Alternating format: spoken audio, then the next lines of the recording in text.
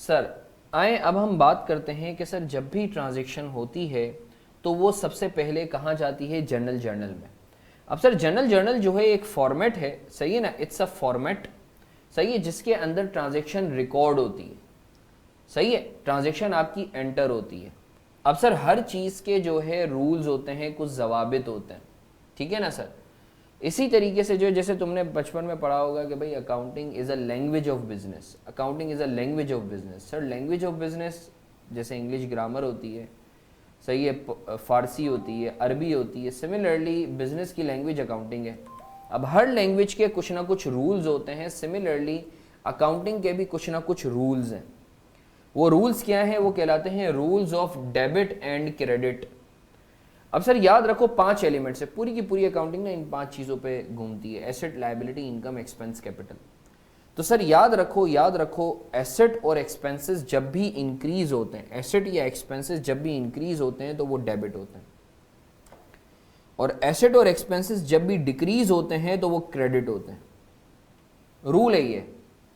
इसी तरीके से इनकम, लायबिलिटी और कैपिटल जब भी इंक्रीज होते हैं तो क्रेडिट होते हैं जनरल में, और जब भी वो डिक्रीज होते हैं, तो वो डेबिट होते हैं। मतलब एसेट और एक्सपेंस का रूल याद रख लो कि जब भी बढ़ेंगे तो डेबिट होंगे, तो कम होंगे तो क्रेडिट होंगे। इनकम, लायबिलिटी, कैपिटल जब भी बढ़ेंगी तो क्रेडिट होंगी, कम होंगी तो डेबिट होंगी। सर ऐसा क्यों है, ऐसा क्यों है? अब कुछ जो है टीचर्स बाज़ोकात ये बता रहे होते हैं कि सर देखो डेबिट मतलब बढ़ना और क्रेडिट मतलब कम होना। ऐसा मेरे ख्याल से नहीं है, मैं ज़ाती ये समझता हूँ ऐसा नहीं है सर, ये रूल है एक। अब सर मैं आपसे ये पूछूं कि बताओ इंग्लिश ग्रामर में प्रेजेंट टेंस के अंदर ही, शी, इट के साथ ई एस क्यों लगाते हैं, सही है, या आई के साथ एम क्यों लगाते हैं प्रेजेंट कंटिन्यूस में, ही के साथ इस क्यों लगाते हैं, यू के साथ आर क्यों लगाते हैं, बता दो आप। तो सर ये एक रूल बना है, लैंग्वेज का एक रूल है, आपको कोई स्टार्टिंग पॉइंट तो चाहिए होगा ना। तो सर डेबिट को एसेट बढ़ता है या एक्सपेंस बढ़ता है तो डेबिट ये एक रूल है। तो फिर तो अगर आप मुझे बोलते हो सर इसकी लॉजिक दें, तो फिर मैं बोलूंगा यू के आगे आर क्यों लगता है, इसकी भी लॉजिक दो जो आप 13 साल से पढ़ते हुए आ रहे हो। तो सर ये स्टार्टिंग पॉइंट है, ठीक है ना।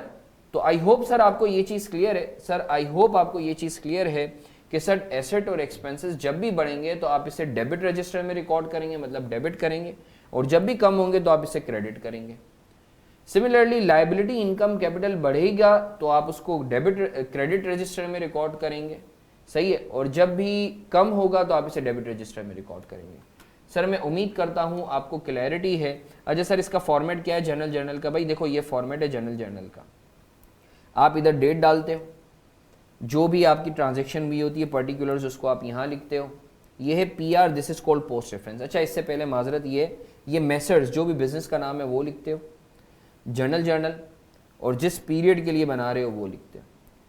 फिर आपकी डेट का एक कॉलम होता है, एक पर्टिकुलर्स का कॉलम होता है, एक पोस्ट रेफरेंस का कॉलम होता है, एक डेबिट का कॉलम होता है और एक क्रेडिट का कॉलम होता है, ठीक है सर।